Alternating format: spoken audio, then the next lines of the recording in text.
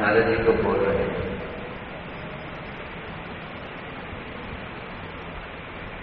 नारद जी पहले इंद्र को इस बात गए कि आप बहुत ऊंचे भक्त हो कृष्ण के। इंद्र ने कहा नहीं, मैं नहीं हूं, ब्रह्मा जी हैं।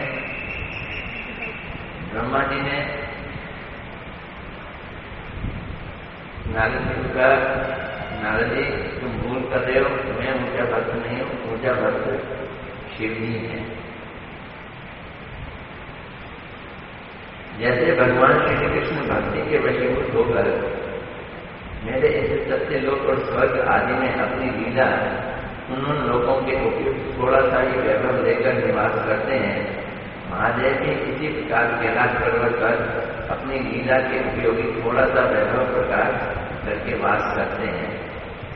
बड़ी इंपॉर्टेंट बात बता रहे हैं।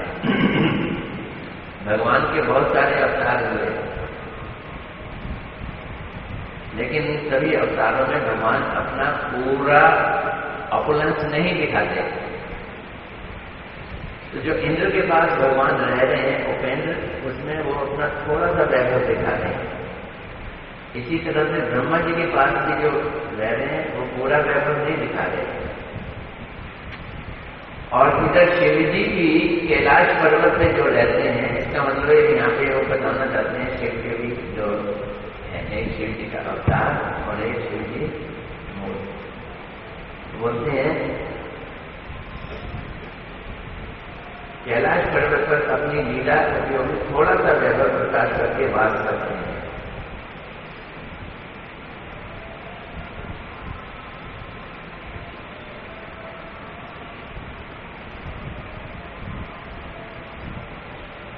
श्री शिव जी भी कैलाश पर्वत पर समुची लीला वैभव आदि सहित वास करते हैं, अर्थात लीला के अनुरूप परिवार द्वारा परिवृत्त होकर अपना वैभव जिस प्रकार करना चाहिए उचित है, उसी प्रकार स्वभाव और लीला वैभव आदि को प्रकट कर क्रीड़ा करते हैं। अतएव ईशान दिशा की ओर कैलाश पर्वत पर गमन कर श्री महादेव के वैभव को दर्शन करो। वहां उनके दर्शन करने पर तुम मेरे द्वारा कही गई महिमा की भली भांति जान पाओगे। ऐसा भी नहीं कहा जा सकता, क्योंकि वे वहां पर अति अल्प वैभव का प्रकाश करते हैं। तुम जाओ कैलाश में, कैलाश में जाकर शिव जी की महिमा देखो। यद्यपि शिव जी की महिमा बहुत असीम है, अनंत है, लेकिन कैलाश पर्वत से सारी महिमा तुमको नहीं पता चलेगी। अब मैं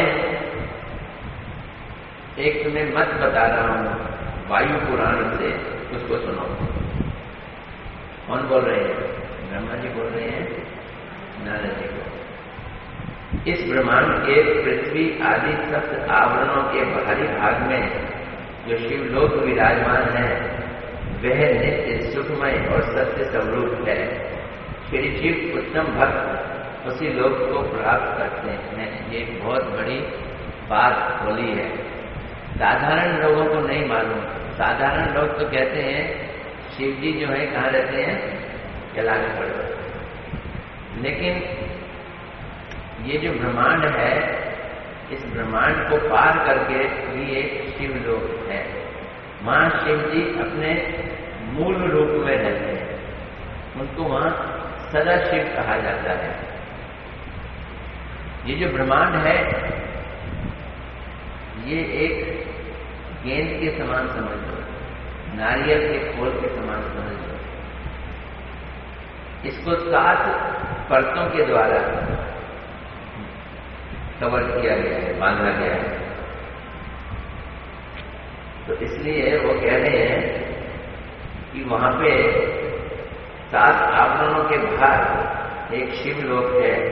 वहां पे सदाशिव के रूप में शिव जी नित्य वास करते हैं। जो शिव के भक्त हैं, असली शिव के भक्त, धतूरा पीने वाले भक्त नहीं, गांजा चरस पीने वाले भक्त नहीं, जो शिव के भक्त हैं, जैसे बाणासुर था असुर, पर वो शिव का भक्त था। वो कहाँ जाएगा? वो शिवलोक में नहीं, वो लोग सत्य लोग, वो कैलाश में नहीं, सदा शिव में जाते। उन्हीं का अंश महादेव इसी श्लोक में कह रहे हैं, ब्रह्मांड के पृथ्वी आदि सब आवरणों के बाहरी भाग में शिवलोक विराजमान है। वो लोक नित्य है, अर्थात ब्रह्मांड के समान नश्वर होने पर वो नष्ट नहीं होगा। नित्य स्वरूप, सत्य स्वरूप, अतः उसका किसी प्रकार के दुख से संपर्क नहीं है।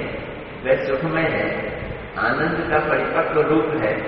अतः महादेव की सभी श्रेष्ठ भक्त उसी लोक को प्राप्त करते हैं। यदि कहो कि श्रेष्ठ भक्त कौन है महादेव के,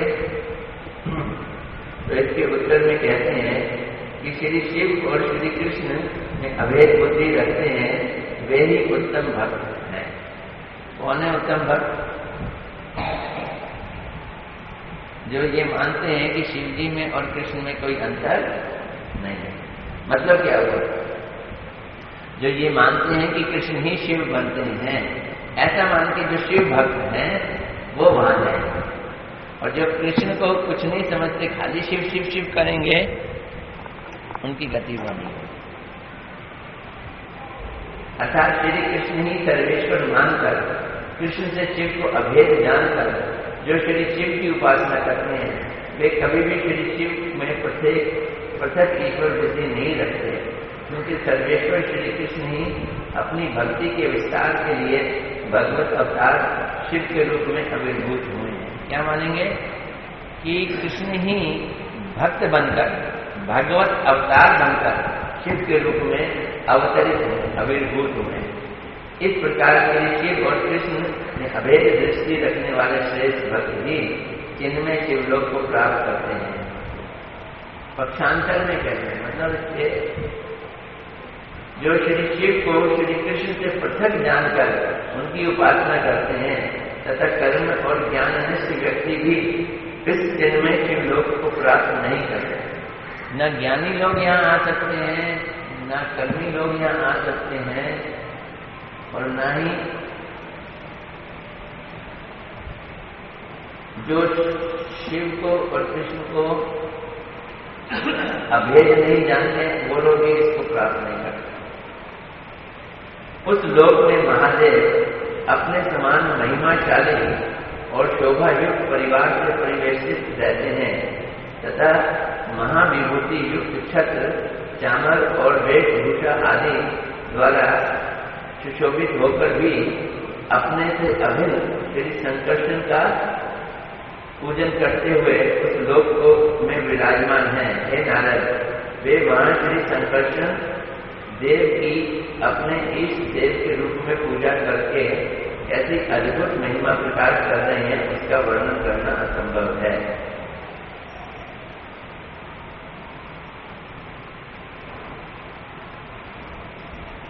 उस लोक में श्री महादेव अपने समान महिमाशाली और शोभायुक्त परिवार से परिवेशित रहते हैं।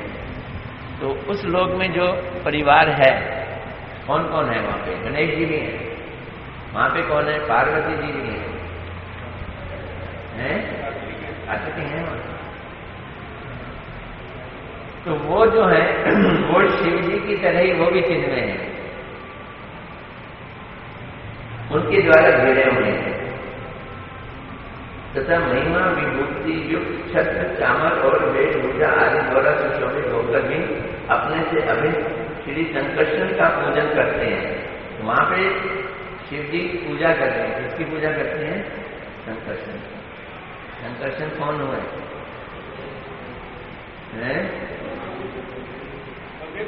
बलदेव जी।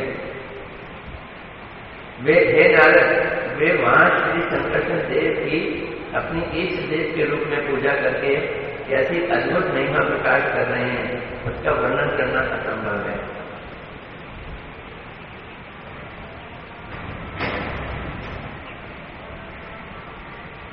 महादेव श्री संकर्षण देव की आराधना में रत होकर इस लोक में निवास करते हैं। वे संकर्षण देव किस रूप में हैं? वे संकर्षण हजारों प्राणों वाले भगवान हैं। श्री महादेव उन्हीं की अपने इष्ट देव के समान पूजा कर रहे हैं और उसी पूजा के बहाने अपने परम अद्भुत महिमा को भी बढ़ा रहे हैं। अथवा इस पूजा द्वारा क्या वे अद्भुत विस्मय भाव प्रकाश नहीं कर रहे, अपितु सभी को परम विस्मित भी कर रहे हैं। श्री शिव अपने इष्ट देव का इस प्रकार अर्चन पूजन करते हैं। किस प्रकार करते हैं? इष्ट देव को अपने से अभिन्न जानकर। यद्यपि संकर्षण और महादेव दोनों ही भगवान के अवतार के रूप में प्रसिद्ध हैं, तथापि संहार कार्य के मूल श्री संकर्षण ही है और उनकी अभिव्यक्ति पद होने के कारण दोनों ही तमोगुण के अधिष्ठाता रूप में एक ही स्वरूप है। किंतु इस प्रकार से अभिन्न होकर भी श्री संकर्षण का अपने इष्ट देव के समान पूजन श्री शिव सभी को आश्चर्यचकित कर देता है। ये बस समझने वाली। कृष्ण के ही एक अवतार है संकर्षण और कृष्ण के ही एक अवतार है सदाशिव, दोनों एक ही के हैं और इस तरह से संकर्षण और शिव में कोई भेद नहीं है।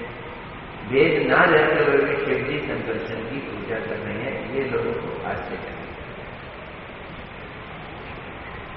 अथवा वे अपने अभीष्ट की पूजा के समय नृत्य स्तुति आदि अद्भुत कौतुक भी करते हैं।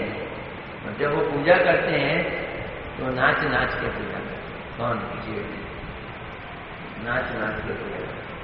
उनके इस प्रकार के आनंद के कारण ये है कि वे अपने अभिन्न स्वरूप श्री संकर्षण की ही अपनी अभीष्ट देवता के रूप में पूजा कर रहे हैं।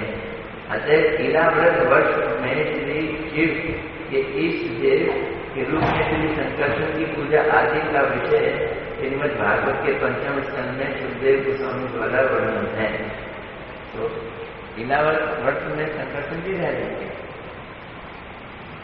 यहाँ भी ये बता रहे हैं 5वें स्कंध में है इलाव्रत वर्ष। ये ब्रह्मांड के अंदर जैसे भारत वर्ष, जैसे इलावर वर्ष, ये एक समझ लो खंड होता है, जमीन का खंड है। वहां पे श्री शिव अपने इष्ट देव के रूप में श्री संकर्षण की पूजा करते हैं। आगे बोल रहे हैं, हे नारद, तुम्हारी शिव में शुद्ध भक्ति है, इसलिए तुम वहां जा सकते हो। अतः तुम उस शिव लोक में जाओ और वहां जाकर उनके आश्रित होकर उनके प्रति कृष्ण की कृपा को देखो और देखो किस प्रकार शिव जी को कृष्ण की कृपा प्राप्त है। यद्यपि वो और उनमें कोई भेद नहीं है, अभिन्न होते हुए भी वो भिन्न होकर उनकी पूजा कर रहे हैं। कैसे कर रहे हैं? शिव जी जो है शिव जी जो है वो भिन्न तो क्या कहते हैं भक्त अवतार के रूप में भक्त बनकर पूजा करते हैं। तुम्हारी महादेव में शुद्ध भक्ति है, अतः तुम वहां जा सकते हो। यहाँ पर शुद्ध भक्ति है का मतलब ये है कि तुम महादेव जी को, तुम महादेव के भक्त हो क्या? तुम्हारी महादेव जी में शुद्ध भक्ति है, इसका अर्थ क्या है ये समझा रहे हैं। यानी श्री कृष्ण और शिव में अभेद दृष्टि रखना ही शिव के प्रति शुद्ध भक्ति है। कितनी ऊंची बात।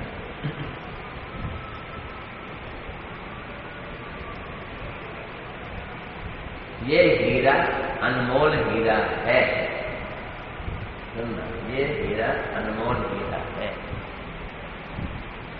मेरे हाथ में है। क्यों है ये अनमोल? अरे ये गोलकुंडा की खान से निकल के आया है, इसलिए ये अनमोल है।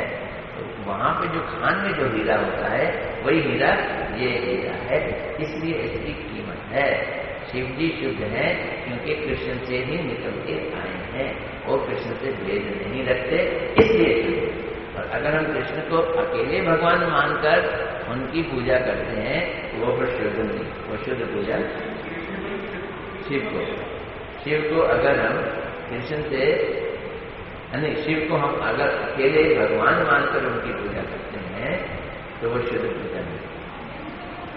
अब इनका मतलब ही यही है कि वो आए कहां से, इस चीज का हमें पूरा अच्छी तरह से इल्म है, ज्ञान है कि वो किस में से निकल के आए, कृष्ण से ही प्रकट हुए हैं। हाँ, श्री कृष्ण और शिव में अभेद दृष्टि रखना ही शिव के प्रति शुद्ध भक्ति है, ऐसा समझना होगा। अतः तुम उस शिवलोक में जाकर उनका आश्रय ग्रहण करो, प्रणाम और स्तोत्र द्वारा उनकी आराधना करके उनके प्रति श्री कृष्ण की कृपा लक्षण देखो। अर्थात कृपा का लक्षण जो भक्ति का आचरण है और उसके कारण स्वरूप जो भगवत कृपा है, उन दोनों का साक्षात रूप से अनुभव करो। क्या कि उनपे जो कृपा है, भगवान की कृपा है शिव की, उसका लक्षण जो भक्ति के आचरण है, तो उसके कारण स्वरूप जो भगवत कृपा है, उन दोनों को साक्षात रूप से देखो। यहाँ पर भक्ति और कृपा का परस्पर कार्य कारण रूप से अभेद कथित हुआ है। तो भक्ति ही है वही कृपा है। अगर कृपा है तो भक्ति है और कृपा नहीं है तो भक्ति नहीं है। तो कृपा को और भक्ति में भी अभेद देखो। जैसे शिव में और संकर्षण और क्या कहते हैं कृष्ण में कोई भेद नहीं है। यहाँ तक संकर्षण में जो कि शिव के ईश हैं, संकर्षण और उसमें भी कोई भेद नहीं है। श्री परीक्षित जी ने कहा, हे माता, इस प्रकार श्री नारद अपने पिता श्री ब्रह्मा से शिक्षा प्राप्त करके शिव कृष्ण इत्यादि नाम कीर्तनों को करते हुए आनंद पूर्वक शिवलोक में गए। बृहद भागवत मृत के प्रथम खंड के द्वितीय अध्याय का श्लोकानुवाद समाप्त, दूसरा अध्याय यहाँ समाप्त हुआ।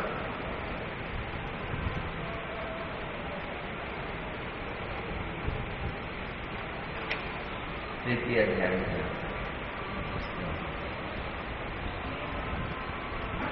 चलने लोग चलेगा। परीक्षित महाराज जी ने कहा, हे माता, उसके बाद देव ऋषि नारद ने शिवलोक में आकर दूर से ही देखा कि भगवान श्री हरि शिव जी हरि के भाव में आविष्ट होकर श्री संकर्षण की पूजा कर रहे थे। तो सुनो, वो वहां नहीं गए, क्या नाम है, कैलाश नहीं गए। कहाँ गए? वो शिवलोक में।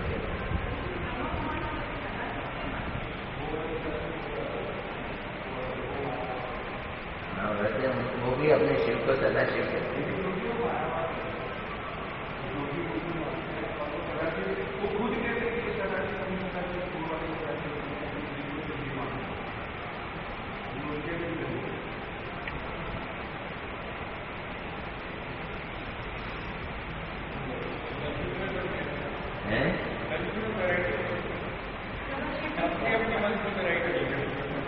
वो आ गए हैं उनके पास। देखो, हमारे पास में एक वो उनका केंद्र खुला है, ब्रह्मा कुमारी का पास में। वो शुरू में यहाँ बहुत आई, उन्होंने सोचा यहाँ की जगह इस्तेमाल कर लेंगे कई चीजें। उन्होंने बहुत निमंत्रण भी दिए मुझको, गुरुदेव यहाँ से। उन्होंने कहा, महाराज जी वो बुला रहे हैं, वहां में जाओ। मरने जाएगा, ऐसे बोला, हाँ मरने जाएगा। मैंने कहा वहां जाके थोड़ा सा भाषण देंगे। अरे उनके ऊपर कोई असर नहीं पड़ेगा, वो सब चिकना है, ऐसे बोला, वो सब चिकना है, कोई असर नहीं पड़ेगा।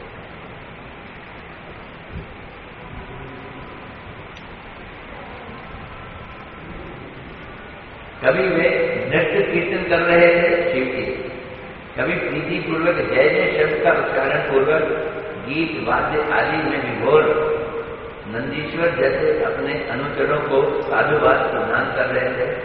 नंदीश्वर की है वहां, ये उनके तथा कर ताली बजाने में समर्थ श्री उमा देवी की भी प्रशंसा कर रहे थे। इस प्रकार लीला का दर्शन कर नारद जी अत्यधिक आनंदित हुए और उनको प्रणाम करके वीणा वादन करने लगे। इसमें टीका दी है, थोड़ी लंबी लगी है। इस तीसरे अध्याय में महादेव की उक्ति के अनुसार श्री शिव की तुलना वैकुंठवासियों पर और उनकी तुलना प्रहलाद के प्रति विष्णु की अधिक कृपा का वर्णन हुआ है। देव ऋषि नारद शिवलोक में महादेव का दूर से दर्शन करके अत्यंत आनंदित हुए। श्री शिव अपने इष्ट देव श्री संकर्षण की पूजा करते हुए उन्हीं भाव में आवेश होकर उच्च स्वर से नाम कीर्तन सहित नृत्य कर रहे थे। बीच बीच में प्रीतिपूर्वक स्तव भी कर रहे थे, हे भजनीय, हे परमेश्वर, हे भगवान, हम लोग आपका ही भजन करते हैं। हे प्रभु, आपके चरण कमल सभी प्राणियों की रक्षा करते हैं। आप 6 ऐश्वर्यों के स्वामी हैं, आश्रय हैं। केवल भक्तों के कल्याण के लिए ही आप अपने स्वरूप को प्रकट करते हैं। इस प्रकार श्री शिव जी की स्तुति 5वें स्कंद में श्लोकों में दी हुई है। श्री हरि का स्तव कर रहे हैं। भावावेश के कारण पहले विशेष भाव से वर्णन हुआ। भगवान के अवतार होने के कारण श्री शिव उनके प्रति जो पूजा है वह भी केवल जगत में भगवत भक्ति के प्रवर्तन के लिए ही है। यद्यपि श्री ब्रह्मा जी भगवान के अवतार हैं, तथापि इस लोक में जो व्यक्ति शिव और विष्णु के नाम गुण आदि को अंतःकरण में भिन्न रूप से देखता है वह निश्चय ही हरि नाम के प्रति अपराधी होता है। ये कौन सा नाम आता है? ब्रह्मा, शिव आदि नामों को भगवान के नामों से भिन्न समझना। ये नाम अपराध यहाँ बता रहे हैं। क्या बोल रहे हैं? यद्यपि ब्रह्मा भी भगवान के अवतार हैं, तथापि इस लोक में जो व्यक्ति शिव और विष्णु के नाम गुण आदि को अंतःकरण में भिन्न रूप से देखता है वह निश्चय ही हरि नाम के प्रति अपराधी होता है। इत्यादि वचनों में श्री ब्रह्मा से भी अधिक श्री शिव का श्री हरि के साथ अभेद सुना जाता है। विशेषतः सभी धीर व्यक्तियों द्वारा भविष्य में ब्रह्मा पद प्राप्त करने की बात भी सुनी जाती है, किंतु शिवत्व यानी शिव जी बनने का किसी जीव की बात नहीं सुनने में आती। कोई जीव ब्रह्मा बना ये सुनने में आता है, लेकिन कोई जीव शिव बना ये सुनने में नहीं आता। अर्थात जीव कभी ब्रह्मा तो बन सकता है किंतु शिव नहीं। बड़ी अच्छी की बात है। अर्थात जीव कभी ब्रह्मा तो बन सकता है किंतु शिव नहीं। शिव स्वयं कहते हैं, सब धर्म में निष्ठा रखने वाले व्यक्ति अपने 100वें जन्म में ब्रह्मत्व का पद प्राप्त करते हैं। इसके द्वारा श्री ब्रह्मा के जीव तत्व होने के विषय में जाना जाता है, किंतु कहीं पर भी श्री शिव जीव तत्व होने के विषय में नहीं सुना जाता। इसलिए उक्त वचन के उपरांत ही कहते हैं, उसके पश्चात मुझे प्राप्त कर सकते हैं, किंतु शिवत्व प्राप्त करते हैं ये नहीं कहा।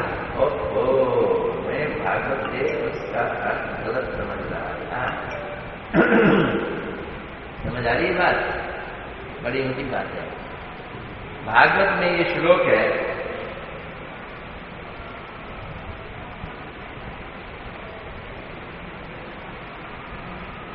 भागवत में ये श्लोक है कि शिव जी कह रहे हैं कि कोई 100 जन्म तक वर्ण आश्रम धर्म का पालन करे वो ब्रह्मा बन जाता है, और उससे भी जो अधिक करे वो मेरे को प्राप्त होता है।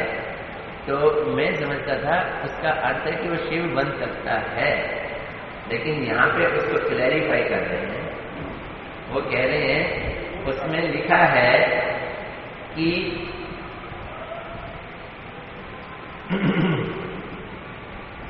क्या लिखा है? जो 100वें जन्म में ब्रह्मत्व को पद को प्राप्त कर सकता है, इसके द्वारा ब्रह्मा जीव तत्व होने का विषय में जाना जाता है, किंतु कहीं पर भी शिव के जीव तत्व होने के विषय में नहीं सुना जाता। इसलिए उक्त वचन के उपरांत ही कहते हैं, ये कहा कि ब्रह्मा जी कोई जीव 100 वर्ष तक वर्ण आश्रम का पालन करे तो ब्रह्मा हो सकता है। उसके बाद कहते हैं उसके पश्चात, यानी कोई उससे भी ज्यादा सत्कार्य करे उसके पश्चात मुझे प्राप्त कर सकते हैं। यानी इससे भी ज्यादा करे तो मुझे प्राप्त कर सकते हैं। तो इसका मतलब क्या है? किंतु इसका मतलब है कि वो शिव के लोक में जा सकते हैं, शिव के पास जा सकते हैं, किंतु शिवत्व प्राप्त करते हैं ये नहीं कहा। अतः शिव जीव तत्व नहीं है, केवल भगवान के अवतार होने के कारण भगवान के अनुग्रह पात्र है, इसलिए भक्तों में उनकी गिनती की गई है। यहाँ श्लाघमान कहने का तात्पर्य है प्रशंसा में रत, अर्थात श्री शिव नंदीश्वर आदि अपने अनुचरों को साधु साधु कहकर उनकी प्रशंसा कर रहे हैं। इसका कारण यह है कि नंदीश्वर आदि उनके पार्षद श्री शिव के नृत्य कीर्तन आदि के समय प्रीति पूर्वक जय जय करते हुए गीत वाद्य आदि कर रहे हैं। श्री उमा देवी यानी पार्वती की प्रशंसा कर रहे हैं, क्योंकि वे करताली कोविदा अर्थात अत्यंत मधुर धुन से ताली बजा रहे हैं। ताली बजाने में एक्सपर्ट है पार्वती। इस प्रकार श्री शिव के सभी परिकर भी उनके समान ही भगवत भक्ति परायण है। अब परिकर हैं शिव के, शिव की वो उपासना करते हैं, लेकिन साथ के साथ शिव जी के साथ ही वो भगवान के भी भक्त हैं। जब शिव जी कीर्तन करते हैं तो उस कीर्तन में वो योगदान देते हैं। भगवान के भक्त भी तो शिव जी के सेवक भी हैं, लेकिन साथ के साथ शिव जी के साथ कृष्ण भक्ति कीर्तन करने में सहायक है। श्री नारद के ने मस्तक झुकाकर प्रणाम किया, दंडवत प्रणाम नहीं किया, क्योंकि नृत्य करते समय वे वीणा वादन खुद भी कर रहे थे और ऐसा करना ही कर्तव्य था। विशेष से वीणा वादन में आसक्त होने के कारण उनके लिए दंडवत प्रणाम करना असंभव हो जाता। तो नाचते हुए वीणा वादन करते हुए अपने आप प्रणाम करते।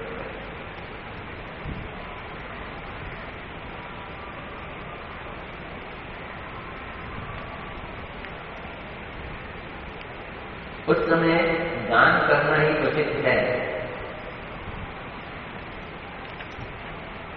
श्री नारद वीणा के सहयोग से बारंबार यही गान करने लगे, आप कृष्ण के परम कृपा पात्र हैं, आप कृष्ण के परम कृपा पात्र हैं। फिर वे अपने पिता श्री ब्रह्मा से सुनी हुई श्री शिव की महिमा का भी मधुर स्वर में कीर्तन करने लगे।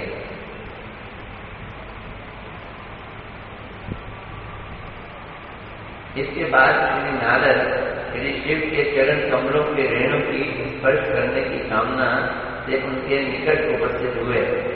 वैष्णव प्रिय श्री महादेव भी अतिथि स्वरूप मुनिवर को आकर्षण करके खींचकर उनका आलिंगन किया और कृष्ण प्रेम रस में मत होकर बार बार आदर सहित पूछने लगे, हे ब्रह्मा पुत्र, आप ये क्या कह रहे हैं? हे ब्रह्मा पुत्र, क्या कह रहे हैं? आज आपको क्या हो गया है?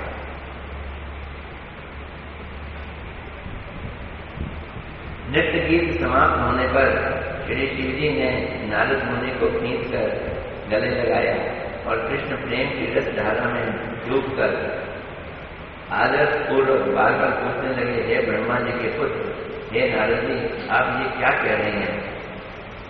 श्री रुद्र श्री कृष्ण प्रेम रस पान में अत्याधिक उन्मत्त थे, इसलिए उन्होंने नारद द्वारा कहे गए वचनों पर ध्यान नहीं दिया, अर्थात उन वचनों के अर्थ का अनुसंधान नहीं किया, इसलिए पुनः पुनः जिज्ञासा करने लगे, क्या कह रहे हो?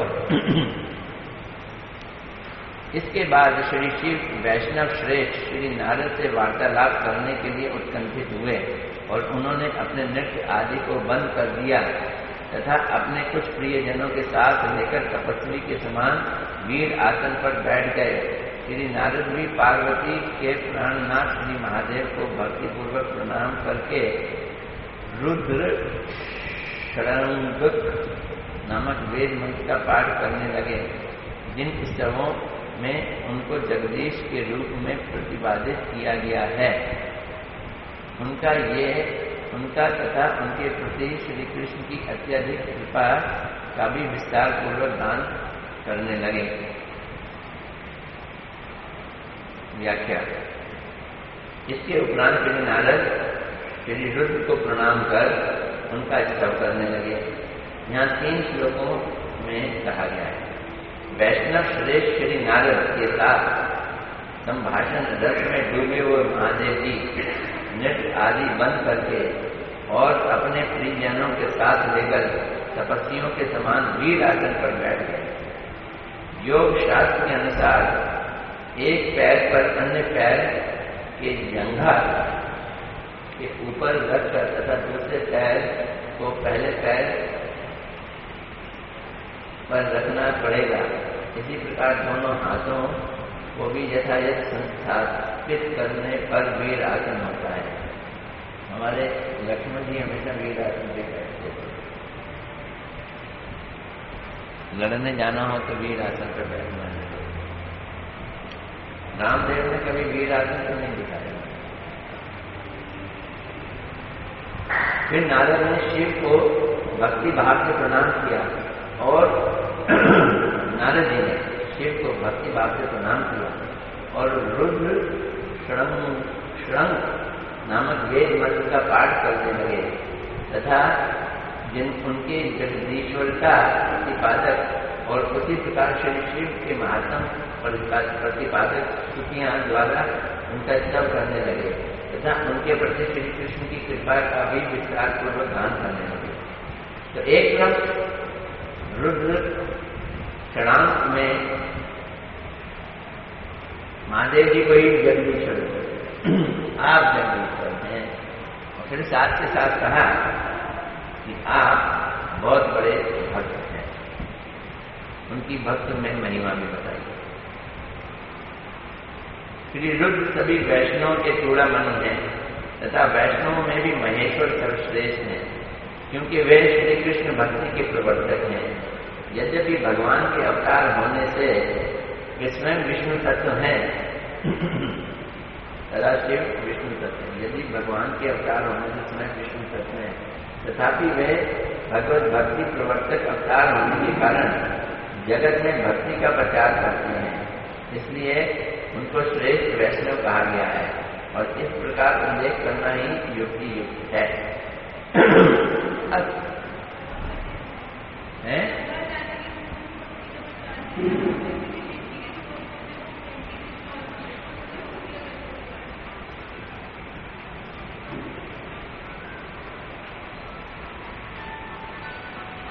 शिव जी भक्ति प्रवर्तक कैसे हैं तुम ये कहना चाहते हैं?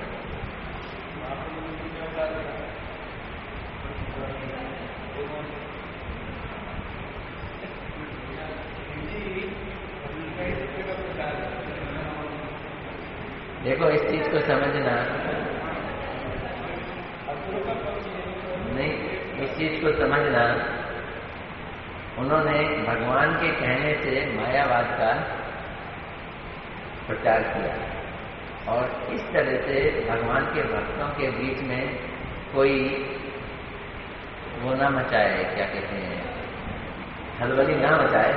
उन्होंने उन लोगों को वहां से अलग कर दिया, असुर प्रवृत्ति के लोगों को वहां से अलग कर दिया और बाद में धीरे धीरे असुरों को भी किसी न किसी रूप में भगवत भक्ति प्राप्त ना भी हो भगवान के हाथों से मारे जाकर उनको मुक्ति प्रदान की।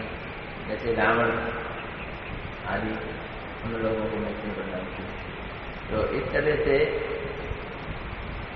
जो व्यतिरेक ढंग से कार्य कर रहे हैं वो भी भगवत भक्ति का है, अन्वय ढंग से कर रहे हैं वो भी भक्ति, यानी डायरेक्ट कर रहे हैं वो भी भगवत भक्ति है और इनडायरेक्ट कर रहे हैं वो भी भगवत भक्ति है।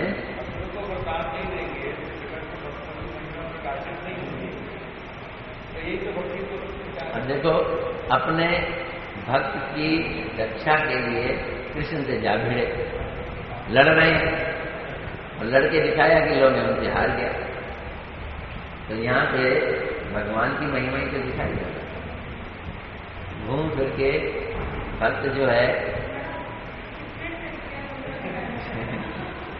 भगवान की महिमा दिखाते हैं। चलो आइए इधर बैठे। अब रुद्रवाद, अब शेठ जी क्या बोलते हैं ये सुने कल से।